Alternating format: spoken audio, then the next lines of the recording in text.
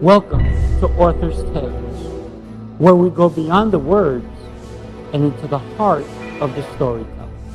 Every book holds a story, but beyond the pages lies something even greater: the journey.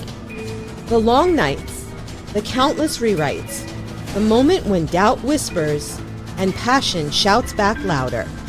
This is where authors share their truth, the struggles, the breakthroughs, and the moments that made them believe in their story. If you love a great story or dream of writing your own, you're in the right place. Because every book has a voice, every author has a tale, and the best stories, they don't just get told, they get lived. This is Author's Tales, where stories come to life. Dr. Cynthia, wow, what a pleasure. Thank you so much for being on Author's Tales. How are you? I'm doing well. Thank you for having me again, Cynthia Rapaido. Great Oh to my see God. you. Yes, what a pleasure. And I got to tell you, I love the book. And I was kidding with you earlier because it says step up your school leadership game. And I said, you can take out the word school because even if you're not going to be a principal of a school, I think this is a great book for anybody who's a leader. But we're going to get deeper into your book. And you Thanks. told me how later on it teaches a principal how to be the best principal. Isn't that what we all want? Very true. Yeah. So I'd love to ask you just a few questions, and then we can get into your book. You've had a really interesting journey in the education field. What Mhm. even prompted you to even think of becoming an educator? That's funny that you asked because that wasn't part of what I wanted to do originally. Really? I thought about going into the medical field, and then I thought at the health field, and I had a biology degree, and then one of my friends was had a math degree, and he said he was going to go into teaching. And I thought, oh, that's interesting. I never thought about teaching. Mm, And then I thought, oh, I can teach biology. And so I kind of did the same exact route with him. And he was a high school buddy, and then we just continued on our journey. Um, but then I went into teaching, and I loved it. I loved seeing the students' eyes light up with the information I was giving them. I was like on this high from talking about it. And all I wanted them to do is enjoy the sciences, because it's so easy to have the wrong teacher, or the teacher that doesn't really motivate, to get turned mm, off and go, oh, I don't like biology, or I don't like chemistry, or I don't like any of mm. those sciences. But then I wanted to be the one to say, don't be afraid of it. You're going to love it. We're going to do all these fun things. And so that's what inspired me to go into education and stay in education. Mm. So when you go into education, do you have a choice of what subject you want to teach, or you're just learning in general how to teach? When you go into education, so if you know you want to go into teaching, you can, um, well, there's two different levels. So if you want to do elementary, then that's called a liberal studies degree, where you have a broad knowledge, but doesn't necessarily need to be in depth. But Mm, then if you graduate with a more specific subject area in college, your bachelor's degree, then you can apply it to high school or middle school. And then you can say, okay, but it might be hard if it's something that might not be used at the high school, middle school level. So, for example, let's say driver's education, or not even drivers, let's say auto mechanics. Um, mm, they have that in the high school, so that might be from the profession, and then they come in to teach it. So that's totally mm, different. That's like a mm, career transition. mm, Um, or if you wanted to teach PE and martial arts, and you do martial arts and go, oh, I want to teach kids at the high school and maybe teach them some PE structure basics, then the schools would look at, okay, what kind of degree is that? And then um, most likely they'll try to match it so it's either middle school, high school, or elementary. Wow, interesting. Yeah, Oh, pretty cool, pretty cool. yeah, it is. And you so you got into it because somebody was, interested in doing it, and it piqued your interest. And Hmm. one of the things that, I love, this part is, knowing yourself, right? So leadership style, multifaceted, identity. What is that really telling us? Talk to us about that if you can. So it's really important to know who you are because we can always change to somebody else, not Mm, somebody else, but when we're with somebody else, we sometimes alter our personality. We might be softer, we might be meaner. Where how we are at work might be different than how we are at home, how we are with our siblings. And if you know who you are in terms of um, your style, how you communicate, um, and then if I don't know you, then knowing the other person's style and where they're coming from. So that multifaceted identity is knowing in depth about who the other person is. Um, and then also knowing my background and does it synthesize in that sense? mm, Or are we just kind of stereotype each other and you say, oh, I'm Filipino and you're this, and all Filipinos are like this. mm, Um, but if I tell you some more stories, then you would have a better understanding of who I am. And then if you tell me some more stories about yourself, then I would know a little bit more about you. So that's that part. But it's so important to know your leadership style, mm. knowing just how to communicate better with the other person. And then also, when it comes down to core values and non negotiables, um, your core values is who you are and what you stand for. And if you're in that leadership role, if you don't know your core values, then you can just be more like a follower Right, instead of a leader. instead of a leader. And Mhm, then your non-negotiables, if you don't know why, or if you don't have those expectations of yourself or others, then what are you willing to tolerate? And those become your non-negotiables. mhm, Um, and of course, you're aligning your vision and goals is kind of okay. I know where I am now. Where do I want to be later, and how do I align it to everybody else's goals? right, right. Yeah. You said something before which, kind of made me have a thought is, and in every culture, somebody a parent will always tell the child, "Show me your friends, and I'll tell you who you are." Right? So, Hmm. and you talked about sometimes you're loud or you're angry or you're this or that, based on who you're around, the energy, if you will, around Hmm. you. So would you say it is important to also understand who you're around? It's important to understand who you're around, but if you understand who you are, Right. then it doesn't matter who you're around because if you're a leader, you're talking to everybody. Doesn't matter who.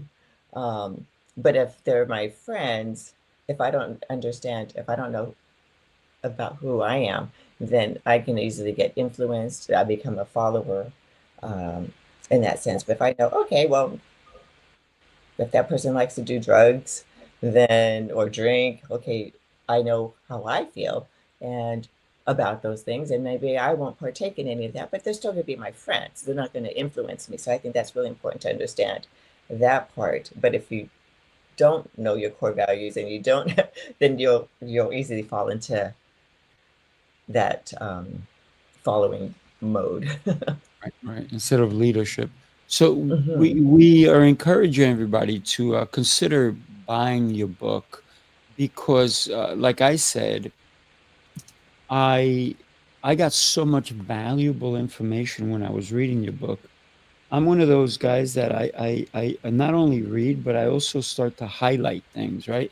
So I'm Mm. highlighting your book, right? Because then all of a sudden, here's this one, right? Celebrate success, is small or big.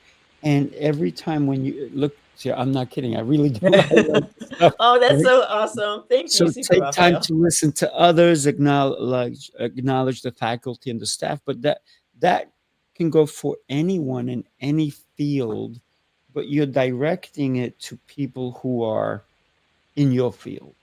But I'm telling everybody listening, even if you have a child who is considering to become an educator, or if you're a leader, if you own a company, or if you're considering even starting a company, I think this is an incredible book. So many valuable lessons that if you understand the value of what's in front of you, then you'll learn how to interpret it to make it yours, which I did. This is what I was highlighting. Yay! I was enjoying the book so much. Um, Before we go into some of the concepts of your book, Dr. Cynthia, why did you even write the book? You could have just kept going with what you're doing. I know. Very, very true. I was really inspired by other people who said they wrote a book, and not very many people do write a book. Mm, And um, I did write my dissertation, and I thought, okay, I can turn that into a book, or I can turn in some of my presentations into a book that I've done before. Um, and so my book was a presentation before, mm, and um, I remember thinking to myself, being a principal is not always that easy, going from assistant principal to principal. But then I remember keeping my journal of that journey. And I thought, there's so much that I didn't know, that I thought I knew going into principalship. And I think it's really important to um, share that with others, especially that first initial year or years mhm, going into that role. And that's why I wrote the book. It's mainly for new administrators, and whether it's used um, with newest administrators that haven't gone back to school, but they just kind of moved along in positions, or if it's at the university level and they're in a credential program to be an administrator. I mean, these are things that what they weren't taught in school mm. or in the classes. It's just what you learn on ground. Right. Does that make sense? Oh, Yeah, yeah, on the ground. absolutely. Yeah, yeah, Definitely. yeah. Wow, I'm so happy you did, right? Um, so we're thinking about leadership because for me, that just the word leadership speaks, it's almost like a full sentence by itself. It's almost like the word no is a full sentence. But I think leadership also, if you understand that leadership is not just a word, it's a way of action, a way of Mhm, conducting yourself, a way of being. mhm. So let's talk about why it's important. And you have this here, hit the ground running. So, and it's not just, and I love the fact that you understood that you needed to cover more ground than most anybody in the school. But usually, Mhm. when I was in school, when I was in high school, I barely ever saw my principal Right, ever. But not right. you, not you. You actually tell us about this little concept right here, because I loved it when I read it. I was like, wow. I would have loved for you to have been my principal when I was going to school. And that's interesting that you say that because in terms of knowing the ground up, of course, you have to know the buildings and ground. Mm, If there's an emergency, where do we go? It's like the ship, right? If the ship is sinking or tipping over, which way do you go? How do you exit? Where are the safety things that we need to be aware of? But at the same time, connecting with everybody and being visible. Um, I remember, and I mentioned in the book, um, working with the kids because I was the one that was handling the discipline and student affairs. And later on, the student would say, "Oh, this is my principal," and I said, "No, I'm your assistant principal, Miss Shu or Dr. McAvoy, or they're mm, your principal." And they would say, I thought you're my principal. I said, no, I'm your assistant principal. But in their eyes, I am their administrator, and some of them Yeah. still think of me as their principal. And it's exactly how you described it. It's kind of like I didn't know who my principal was. No, but they never said hi to me. Um, I didn't even know I didn't even know who the superintendent was um, when they came to visit my classroom. And had I known if they came out more often, then I wouldn't feel um, like, who are you? I don't even know who you are. I don't even know what you do. So making sure that it's not about me being the principal, but it's about me connecting to them and knowing who they are. It's so much more important to know who they are and know their name than, oh, I'm the principal or I'm the administrator that does this. And that's the same with working with anybody on the faculty and staff, whether it's the custodians, whether it's the people in the cafeteria, the bus drivers. I want to know who they are. Um, the students that are freshmen, knowing who they are coming on, because if they're new to the campus, there's no connection. And I don't want to wait till their senior year and say, oh, congratulations on your You're the graduation. principal. Right. It's like, okay, now they're shaking my hand at graduation, or I'm shaking their hand at graduation. And there's no connection. Mm, And I remember feeling that way at my graduation, high school graduation. It's like, okay, the principal or who's shaking, I don't even know who shook my hand because it mm. wasn't very significant. But I wanted to make sure that I knew who they were when they graduated. So I think that's more important. Oh my goodness. When here's a thought when you're talking about you didn't even know your principal, but a lot of the times the kids were threatened with, "You're gonna go to the principal's office," and it was like, "Oh no, I don't want to go," because it was you're in trouble when you were gonna meet the principal. It was because you did the wrong thing, but you changed that fully around. You flipped that coin Mhm. and people met you first thing in the morning.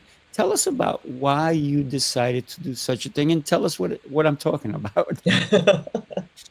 And it's such a sad thing when they say that, you're in trouble, now go to the principal. Well, the principal is, the next step. If they're doing something in the classroom, then they're going to send them somewhere, and the principal is the one that's going to counsel the student or help um, with trying to support the student in whatever way. If they're in trouble in all the classes or keep getting sent out, then put interventions in place. Whether it's counseling, whether it's, okay, I'm going to have that student um, be in charge of something. So now they have some kind of leadership responsibility, as opposed to now you're in trouble, you sit there and be quiet. Um, Give them something that's worthwhile and um, positive in some way, so they feel like of value, as opposed to they're not of value. Um, and I just lost my thought. um, Here's a I lost. question from Bill Walters. I spent the weekend with him at an event, and what advice would you offer a principal to start the school year fresh and new perspectives? My first advice, even before Dr. Cynthia answers, is get this book. But go ahead, Dr. Cynthia. um, what advice would I offer to principals to start the school year fresh and new perspective? I mean, yes, definitely. There's a lot of things within the book, but if I were your mentor or if I were your coach, um, and you don't have access to the book at the time, I think the main thing is the networking. Um, Network with other people, start building those relationships, making sure that um, people know who you are. And again, it doesn't mean, okay, I'm the principal of the school and, listen to me, but building those positive relationships so that way there's a connection. That is so important. And then, of course, there's all those other nitty gritty things that you have to know how to do um, that come with the job, whether it's documents or things that have deadlines. But the main thing is, building those relationships and then being a positive role model Mm, for everybody. Because as a leader, you, I, we would set the tone. at the school. So if we want the faculty and staff to behave in a certain way, then we also have to model it, and we also have to be explicit about it. So if we say we don't want the kids to use swear words or use inappropriate words, well, if they're using it all the time and the teachers allow it all the time and I allow it all the time, then I'm just saying it's okay. And if one teacher says, I don't like it, I want that to stop, or this school is so different than my other school that this school uses a lot of, swearing words. Um, if I'm so complacent about it, or if I'm so used to it, then everybody else is going to do that. But if I start enforcing and saying, okay, can we all address this? If you hear the kids using the N word, or if you hear the kids using, swear words, we got to call them on that. And we have to model it as well. We shouldn't say it in front of the classroom. We shouldn't talk like that. I mean, if you want to say that at home, that's one way. You can do that. But at this campus, we need to um, be Be the a role role model. model, right? Yeah, be a Yeah. role model, absolutely. When we're thinking about teachers, the influence they have, and so many people talk about, oh, when I was in third grade, when I was in eighth grade, Mhm. when I was in 12th grade, this teacher influenced me so much. But then there's those teachers we forget because they didn't impact our lives. As a Mm. principal and as a teacher yourself, you've impacted so many people um, just by you being there and greeting them in the morning, which Mhm. was to me was when I read that part, I'm like, who is she? Because to be honest, I never met my principal. Mhm. And I did graduate, by the way. Um, but it was never like that's your principal. You knew there's a principal's office because you pass by it and whatever. Mhm. And I never wanted to be in the principal's office because in my mind, I was in trouble, not because I was picked to be in something special. Yes, I was in honors and all that, but it was the teachers who influenced me, maybe Mhm. a guidance counselor and so forth, because they were more boots on the ground. But when I talk about boots on the ground, you literally have boots or sneakers, should I say, on the Oh ground, yeah. right? Talk to us about that because you also spoke about the dress code and how important that is for a educator. Yeah, so it's so important to be in the forefront. Um, whether it's again greeting the kids in the morning, greeting the parents in the morning, greeting the teachers as they're coming in. It We start the day off with the greeting. If we don't greet them, then they're just the students, anybody, we go into this mundane role of, Mm, okay, here I am, okay.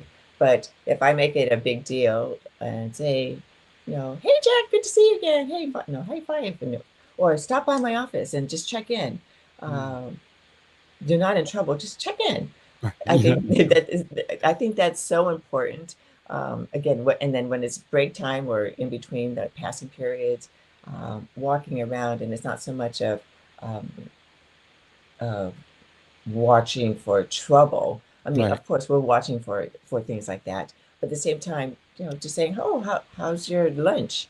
Do you like your lunch?" Um, Mm. or how was your weekend? And just connecting with the students and then knowing them by their name. So again, having having the what's the word? The hospitality attitude. This is this is our campus. I mean, I'm your host at this school, and putting that kind of mentality in. And if this is my home, I'm welcoming everybody, but I need to be out there as well with the kids. I'm going to turn my volumes a little bit. Um, Sure, no problem. So, yeah. so Uh, so this is, and you kind of mentioned it earlier, right? And I want to bring this back up. Important documentations or documents. Um, when we talk about, we don't realize the importance of a principal because you are also dealing with finances, budgeting, assessing teachers, making sure they're doing the right work. And you also talked about a lot of times you would go into the um, even become a substitute if there was nobody available, but also sometimes just go and be in a classroom and watch and evaluate not only the students but the teacher and Mm-hmm. maybe guide them. Because I personally, and I don't know if you did, I never saw that from a principal. Um, Hmm. and if I ever saw somebody come in, they would literally come in like a minute, 2 minutes, and then leave. I was like, "What was that all about?" Mm. Mm-hmm. So it was interesting. Very interesting. Yeah. I mean, most teachers have to go through evaluations, if not every year, every other year. Mhm. So maybe you got lucky and they didn't go into the classroom that you were in. Um, Mhm. but that's typical of all teachers have to get Is evaluated. it because I'm ancient? Is it No, no, no, no. It might have been period three was evaluated, but not period two, and you were Right, maybe in oh, period two. okay. Um, or the classes were the same, all but with that teacher, all six No, periods, and maybe they just I went. used the bell rang and I would go to a different classroom and so forth. I was in a specialty, type of program. It was, I think they called it above honors because we were only doing from ninth grade all the way through. We were doing college courses at that point. Ah, And okay. it was the gentleman who started that program. He started the new school in New York City, and he was my teacher, right? And I Hmm. loved him. He was brilliant, and he truly cared, and it shows because then he started the New York school, right?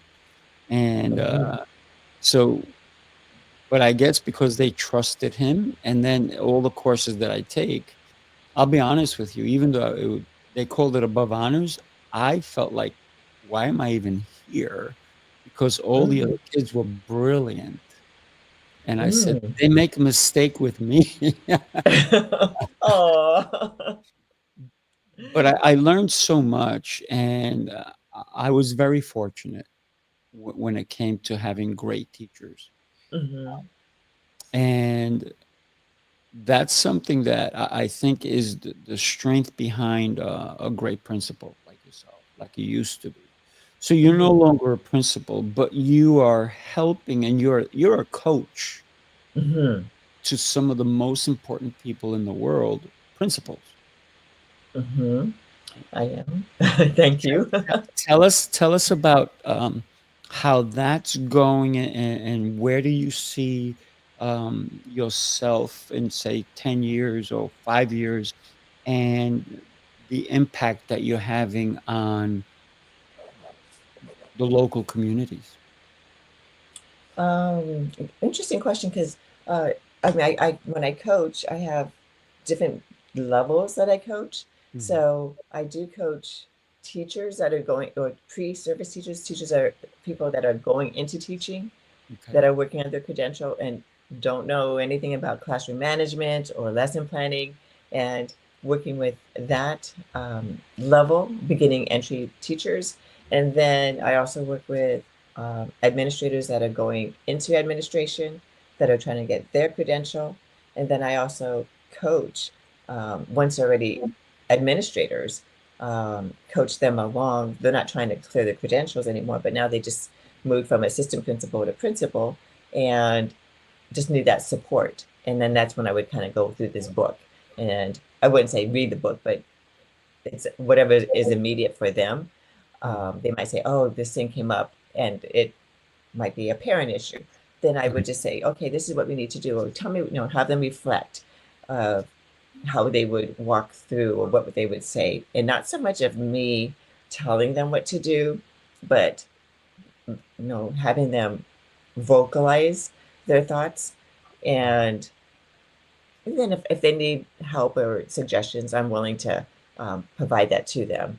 But I think initially it's just for them to process it. And then even I'm doing some group coaching where they get to feed off of each other Mhm. and come up with solutions or share their best things that are going on. And it's not, it's no, so we get to celebrate. And I think that is, a fun joy as well. So there's the one-on-one and then there's the group. Um, and that's, I'm just finding that is something I'm really enjoying, is that part. Um, so in terms of 5 years from now, 10 years from now, I think I would continue with the coaching.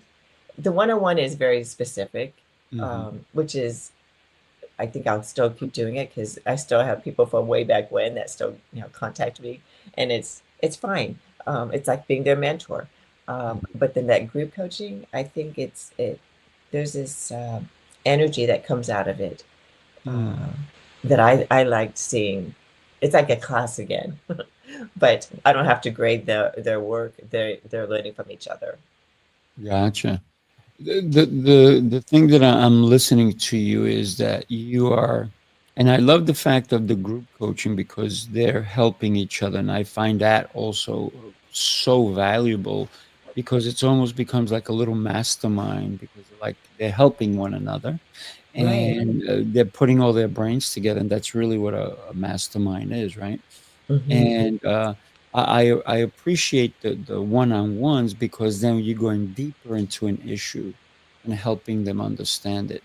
Uh, Hmm. when we consider what you're doing, I think it's you're helping them understand, right? Um, to really to step up, right? To step up Right. their leadership skills, to understand who they are as a facilitator, as a coordinator, if you will, right? Hmm. Hmm. You talked about that people were shocked when you would show up at their games. I know. Isn't I that never heard of a amazing? principal going to somebody's game. Why are you so different? Well, I remember my principals. Well, once I became a teacher, Mm, then I would see the principals at games, and mm, depending on the game or depending on the sport, um, they might. If it's like a big major sport like football, you have a lot of spectators, right. then you'll need more security, and that's when the administrators come. But if you're, let's say, a swim meet, not as much trouble, not as big of a crowd. So then an administrator is not necessarily needed there per se, Mhm. but we always try to make it, so that way there's equity and balance, and making sure that they feel the love too. Right, right. Right. So, for example, in high school, I was on the gymnastics team. I Oh, was I love also gymnastics. yeah, it was incredible, and I also was on the handball team, and I Hmm. helped with the diving team, Hmm. and I never saw a principal. That's May interesting. maybe if I would have been on the baseball or football team, it would have been different. I don't know. But one of my gymnastics teachers was also an English teacher, which was pretty Okay. interesting. Mm-hmm. So it was pretty he was a great gentleman. Mm. That's very interesting. Yeah. Yeah. Yeah. And that might have been reason why that maybe the administrators didn't go, because they probably thought, okay, these sports that you're in are not, you're not going to have these rivals, Right. and conflict, um, this big crowd control. Mhm. But I think it's so important to at least show face, um, at least once, or even assign an assistant That principal. would be nice. Um, yeah, right. To just show up. Mhm. And I mean, I remember when I was assistant principal, we would have teachers sign up to help supervise and just be present. Mhm. Mhm. So maybe some teachers were at your events. Um, I don't know, but I know as an assistant principal, sometimes we had some of them going to a track meet or some of them Mm, going to um, other, like a cross country meet. right. Yeah. No, in the teams I was at, we traveled also. We went to other schools, they came to us, and so it Mm-hmm. was very active. We sometimes you have to either get on, because I was in New York, we'd either have to get on a train or a bus, and sometimes it was an hour ride or whatever, Mm-hmm. and it was just me and my teammates and our coach. That was it. Wow. And even in the yearbook, there was one little picture of the gymnastics team, one little picture of the handball team, one little. It was they didn't really make it a big deal, I think, about the sports, which is fine by me because I enjoyed it anyway. I wasn't doing it for them. I was doing it for me, right? But it's interesting when I was reading, your book, Step Up to Your School Leadership Game, and Mm-hmm. and I saw the type of leader you were, or the type of leadership that you brought that was not the norm. Why did you feel like you had to truly change the game? Mm. Okay. So when I was at assistant principal at one of my school sites, I remember people would talk about the school, and the principal at that time described it and said, "Oh yeah, the people in this district think of this school as, you know, um, not not as good as the other schools because it's so diverse." So Mm, they were making judgment on the students, and whereas the school, other campuses at the school at different school sites um, were predominantly white, Asian, mm, whereas the school that I was at was, like I said, very diverse. And so he had mentioned um, just trying to break that um, stereotyping of the mm, school. And I thought, yeah, because if you treat kids that they're and make them feel different or they're not as worthy, then they're gonna feel that way. And so it was really important to to try to break that cycle of mentality. Um, and so I was at that school site for many years. And then when I became principal at the new school site, a different school site, different district, mm. one of the students said the same thing. They said, "Why are you here? Why did you come to this school? Nobody likes this school." And I said, "Why wouldn't I?" And they go, "You're probably only going to be here for a few years, like 3 years, and you're going to leave." I said, "No, I'm here for a reason." And and I just thought, why do they feel that way? Mm, Um, and I remember talking to the students, and I would ask the same thing. What do you love about this school? What would you do differently? What would you like to see differently? And even the faculty and staff, and they would, kind of say similar things. They would say, "Oh, I wish the kids would behave a little better." mm, Okay, you want them to behave a little better. Well, yeah, they're very disrespectful. And I would think, well, okay, but what are we doing differently? Right? Are we treating them differently? mm, And we need to call them on things if we think that if they are being disrespectful, if they're using, like, again, those, the bad language, then let's call them on it. Um, but I just thought it was really interesting that it had this low morale. mm, And I wanted to say, okay, well, we've got to have school pride here. The kids have to have it, the faculty have to have it. And I remember when it was like my first or second, maybe my second year, I got T-shirts for all the faculty and staff, and wow. it just said, just the school, South San Francisco High School Warriors on it, and then the back it said staff, and I said wear it every Friday. Every Friday there's something going on, but at least that's one day you can just dress down. Right. They wore it every Friday, And Mm, I don't know if that made a difference, but then slowly, I mean, that's just a small part of morale, right? Is right. feeling connected, but not just the faculty. I mean, I gave it to the custodians, the cafeteria. I just gave it to everybody. Mm. And then just connecting with the kids and making sure that I heard what they wanted changed, and what can I do to make that change? How can I help them? How can I bring visibility, and encouraging new teachers that I hired to kind of do the same thing. Yeah. I love the way you went about it because it's not they're the problem. Maybe we're part Oh, of it, right? right, It takes the whole tribe. right, right. It does, and it's like a system. If we don't make it, if we don't change a system, it's going to stay the same, and then what? Yeah, yeah. So we have Dennis who says that he's an American public speaking university professor in China, and I love supporting the students at activities. And thank you for joining us, Dennis. When we consider because some people will go to a football game because they like football. Some people will go to a swimming meet because maybe they like swimming. Maybe if there's a dance competition or all these kind of different things, maybe it's because that's what they like and they want to go support what they like.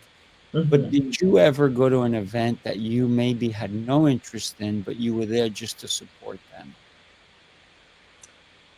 Yeah.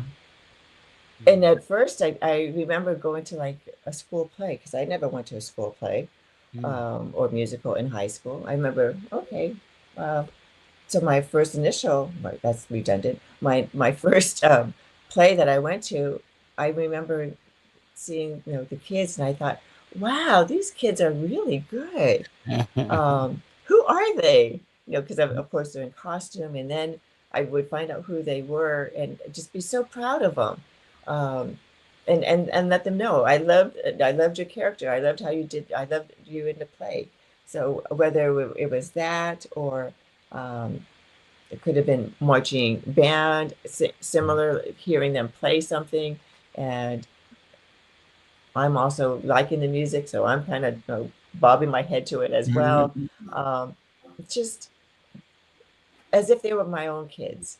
I think mm. that's the way I have to look at it. Is they're students, but they are kids, and they're my kids that I oversee, and I want to make sure that I'm giving attention to as many as I Wow, can. that is so powerful. So if you have not picked up a copy, I recommend. And if you look across the screen, you can get your copy. It's also in the chat. Um, get your copy, go to Amazon. And if you forget what it is, just look up Dr. Cynthia Rapaido. Am I saying that correctly? You are, Oh, yes. look at that. And then step up your school leadership game. And like I said, even for Dennis, who's a professor in China, could he benefit from reading your book? Absolutely. Mm, Yes, Dennis, I think that like the first section of the book about knowing yourself is really important in how to connect with others, and others connecting with you as a leader. And then there are some things that are more specific towards like high school versus elementary, mm, but as a administrator, that spectrum of duties um, is is across the board. It might be smaller task, or it might be a bigger task. Um, but there's still a lot of information that you would find so relevant. mhm. Hmm. Beautiful. I love it. We're almost wrapping it up. Dr. Cynthia, Hmm. where do you see the school system going? And should this be a requirement? I think it should be for every educator out there so they understand that. Because for me, I believe every educator has a hand at creating a pathway to our future, our own future, because I see children as my future. I see them as my Mhm. leaders, as my everything, everything in society, whatever role they're going to play. But I think that a lot of it obviously comes from the home, but then they're in school for so many hours that those teachers are so important. And Mhm. then I'm gonna add another question. Why are teachers not paid enough when they have their hands in the kids' brains, if you will? Right. I love that question. I'm going to start with that question first, Sure. with the education and teachers not being paid as well as other professions. And as a former teacher, a high school teacher, that has always been something that is not valued. It's unfortunate, but it is the career that leads to others going into professions, as they would say. We as educators educate others that go into careers. Um, but why don't they get paid as well? I think it's the society's belief of, it's just undervalued.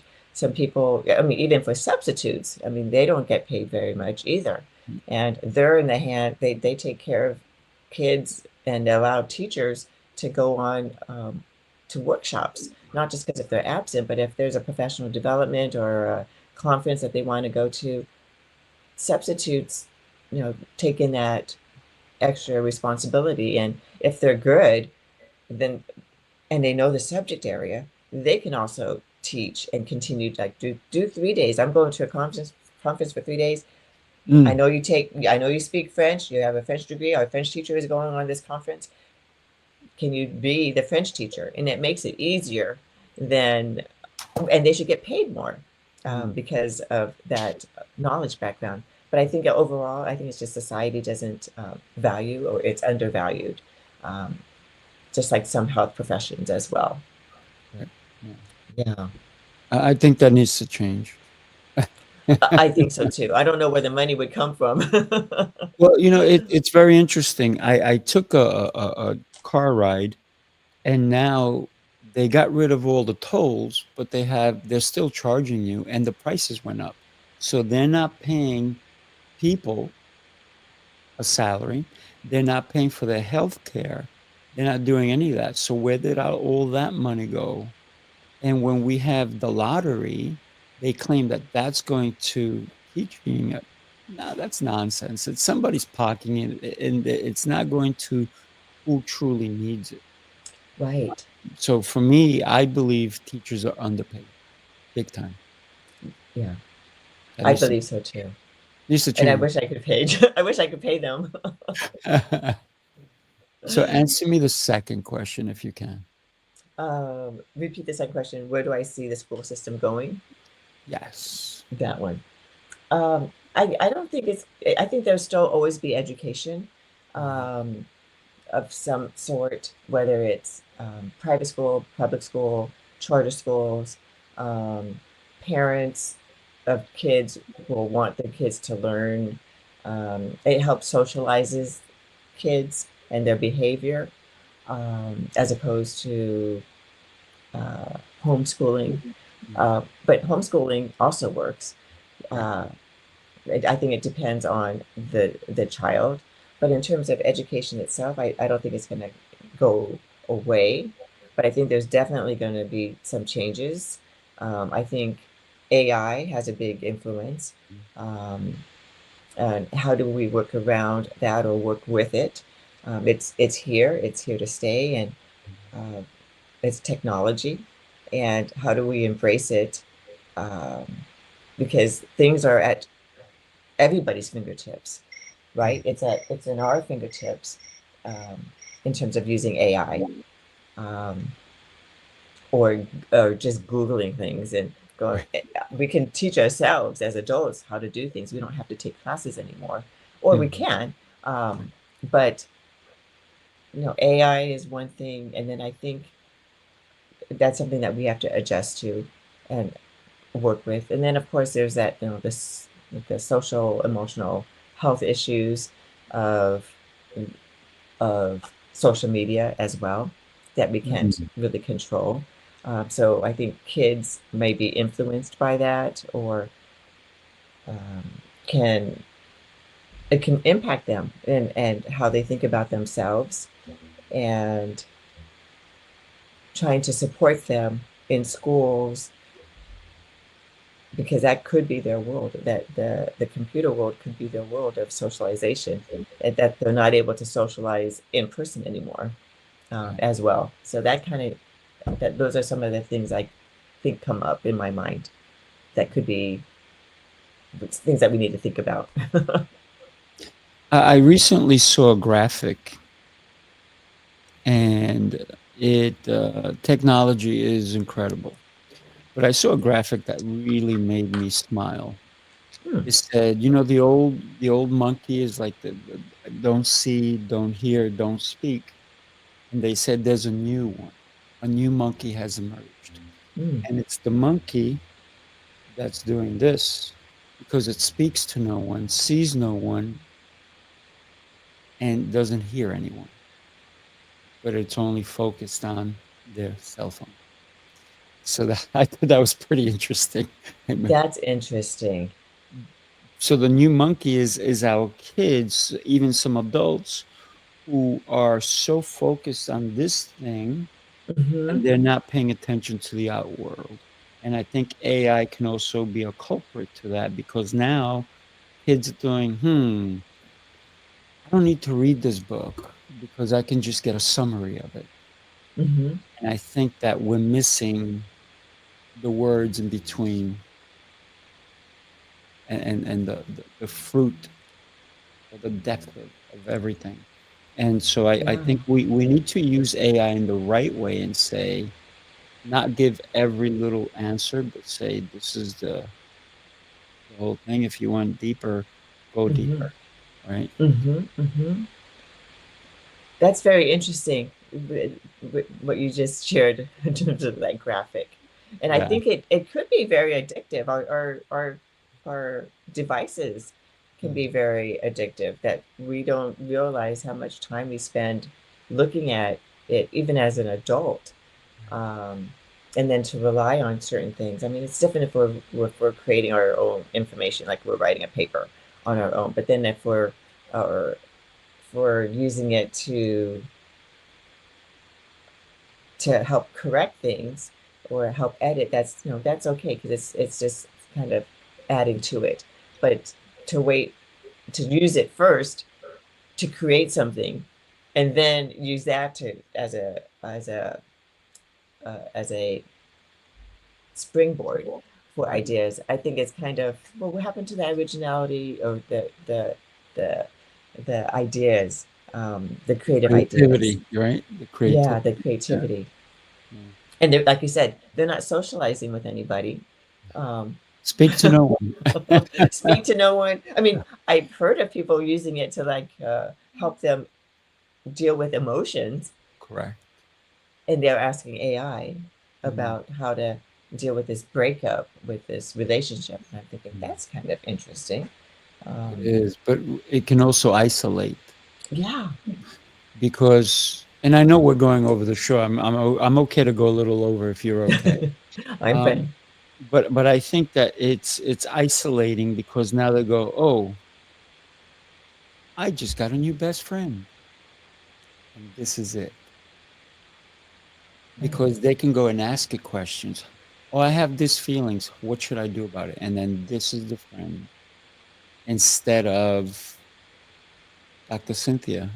I have this issue. How would you handle it? And Hmm. instead, they're going to go to that AI, and AI is going to, yeah, it may give you brilliant answers, but there's no connection that's happening. Right. So we're missing that ingredient, and hopefully, we're not going to go like some of these movies that have shown that people are just talking to their computers, and that's all they're talking Right. to, right? Yeah. Let's hope that's not the direction that people Let's hope rely not. on. So we can connect with you on LinkedIn, right? Yes. And LinkedIn is such a great platform because I believe it's the intellectual Facebook, Yes. in my I agree. eyes. And I think you and I are connected on there as well. And Mhm. if somebody wants to find you and connect with you, what could they expect when they do? They can expect that I'll respond back and and just kind of what can I help you with? Is there, if they want to talk, about going into the field of education or just the journey of it or writing a book of their own. I mean, I'm open to sharing my experience. I mean, that's what I'm here for, is education, to help Mm. others either go into education or help educate them and navigate things that I've learned to help shortcut um, some of the things that AI would probably say to do. But I'm the real person. Yeah, that's right. A real communicator. And you talked earlier about communication and how important it is, because you even said we include the janitors in some of these things, some of the events, because Mhm. they're there, right? So Oh we got to yeah. include everybody. And we talked about earlier, you can't just say what's their problem. It's what's our problem, right? How do we solve this Yeah. situation? So lastly, last question for you. What can somebody expect if they say, "Hey, I'm going from assistant principal and next semester, maybe I know September's around the corner, but this I've already secured something for myself, and next semester I'm going to step into the principal role." Mhm. Would it make sense for them to have a conversation with you and maybe have you as their coach? Oh, I would love that.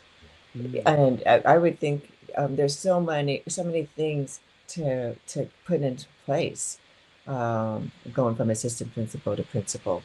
mm, It's kind of like doing your homework ahead of time, so that way you're ready to right. to dive right in, Mm, as opposed to you're trying to leave one job and now you're trying to also get into the other position. This mm, way, you one would be able to at least get a jump start in and kind of go, okay, what do I need to know going in? What should I focus on? And I would basically, go over the same information. Um, do you know your campus? Are you already at that campus? mm, Or are you moving totally to a different district or a different location? Do you know your demographics? Have you met the people there? Do you know anybody there? And start doing some homework. But if they're already in that district, then they can already put things in place mm, and do an easy move. And then, of course, that networking. Like, how do you network, and what organizations can you join to support you your first year, um, you know, throughout that journey? yeah, yeah, love it. Wow. You are a wealth of knowledge, my dear. Thank you so much for being here with us. Truly appreciate you. Everybody do me a favor, pick up the book. It is, by the way, it's not a thin book.